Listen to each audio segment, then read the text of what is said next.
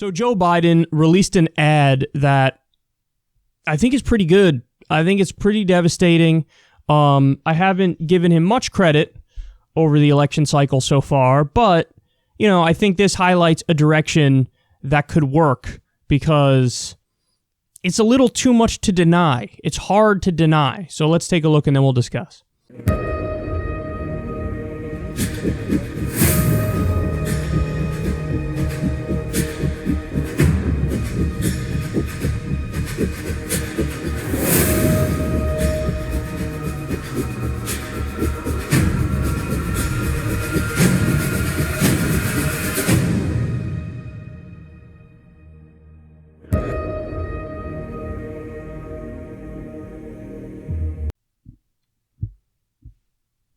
I mean, that could be effective. That ad could be effective for sure. For everybody who's just listening and you didn't see what's on screen, you have the COVID-19 death counter rising drastically as it shows President Trump golfing.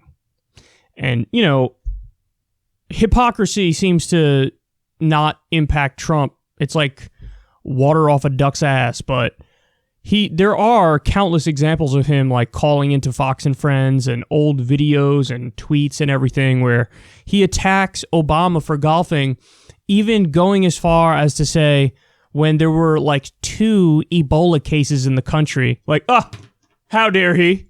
He went golfing. We have a pandemic. And just so everybody understands, Ebola is a lot more difficult to spread than COVID-19. Ebola, I think you have to come into contact with the bodily fluids of somebody who has Ebola. Meanwhile, it's a lot different for COVID. You just need like the tiny droplets and particles to somehow, get into your body. So it's different. It's harder to contract Ebola. But there were 2 cases here, and Trump was like yelling at Obama, saying, "How dare you? You shouldn't be golfing." There's other clips of him in rallies saying, "If I'm president, I'm never going to be golfing because you got problems you got to handle." And so Trump went golfing, and then afterwards he was like, "I hadn't done it in like 3 months." Yeah, but listen, and this is coming from a golfer. If you're president, I mean, man, maybe you can golf like once every couple months, assuming there's not like a national crisis. And when you're in a national crisis like right now, don't do it.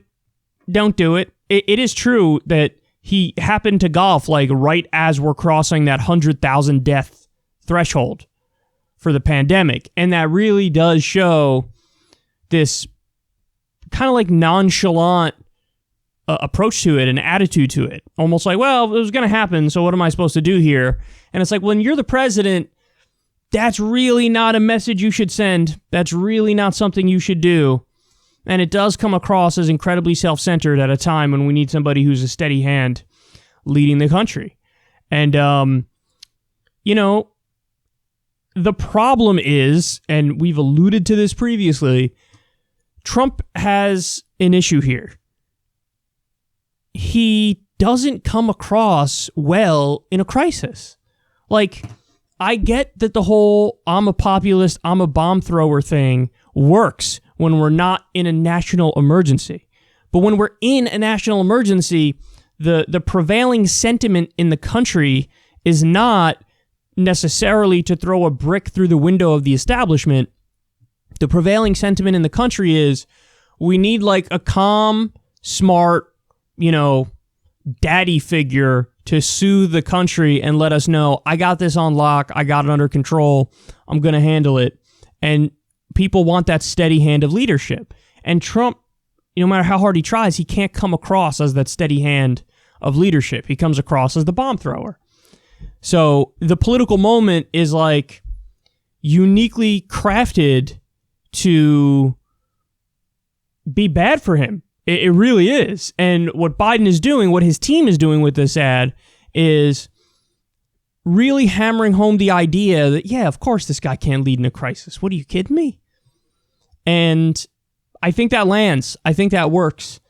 I think that that's probably the best Biden ad yet. And it has a lot to do with the simplicity of the message. And it is kind of like, you watch it and it is kind of undeniable. You watch it and you're like, I mean, well, there are 100,000 people dead because of COVID, and he did just decide to go golfing. That is kind of like not good. And I'm usually one, like, I don't care usually when the presidents go golfing. Like I always said under Obama, and I said early on under Trump when he was caught golfing, that because the weird thing people do is they like to add up the amount of money and tax dollars that it costs for the president's respective protection when they're on the golf course. And it's, tens of millions of dollars, or I'm sure after all the times Obama golfed, and even at this point, all the times Trump has golfed, it adds up to like a couple $100 million or something like that in protection costs. And it's like doing the whole like nickel and dime approach. It's like there's a zillion other things we can focus on that's a hell of a lot more money. So to focus on how much tax money that costs. I mean, no, let's talk about the military budget. Let's talk about corporate subsidies and Wall Street bailouts and things of that nature. So that always like kind of frustrated me that people focus on it in that way. But like, I get it in the middle of a crisis when 100,000 people are dead and you're out there like in a nonchalant way golfing, and it just comes across as like, oh, the gravity of the situation is not really weighing on your conscience. And that's what Team Biden is highlighting. That Trump can't lead in a crisis and he's not ready for this. So some people might watch this and say, okay, but what the hell do you want Trump to be doing? Like he was doing those daily press conferences for a while and all this stuff. So what do you want? Well, I mean, listen, the answer is simple. You're the president. You should probably be doing everything you can to stockpile remdesivir, for example. You should be working hard to change our supply lines and move manufacturing to the U.S.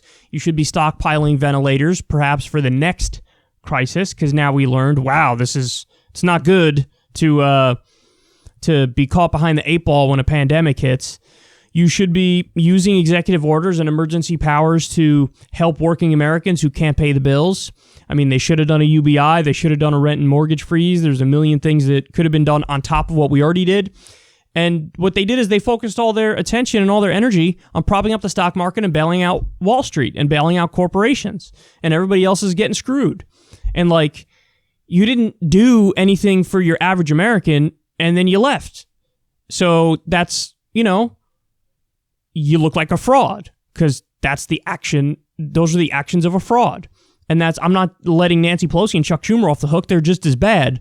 But it really is something that we're going to have an eviction crisis and a foreclosure crisis as soon as the pandemic is over, because people can't pay the bills.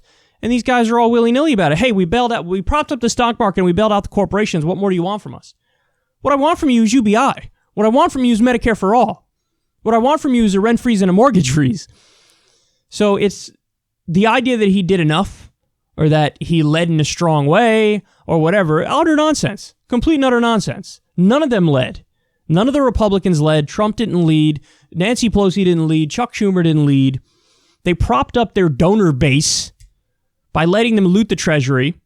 They turned a blind eye as a Fed pumped $1 trillion a day of liquidity into the marketplace. And working people, regular people got screwed. And then Trump went golfing as 100,000 people died. That's really not okay. That's really not okay. So I think this is a good ad. And I said it before and I'll say it again. My advice for the Biden team is, if Biden wants to win, hide. I don't care that people will crow and people will moan and people say, where's Biden? Where's Biden? Where's Biden? Bernie people will say that. Trump people will say that. If Biden wants to win, that's what I'd do.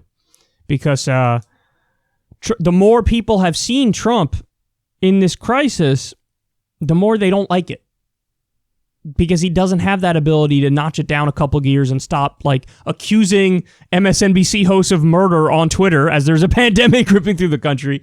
So he doesn't have that in him. He doesn't have that like calming paternal leader instinct in him. So, okay, give him enough rope, let him hang himself. You go watch reruns of I Love Lucy, eat some popcorn and some ice cream. You're all set.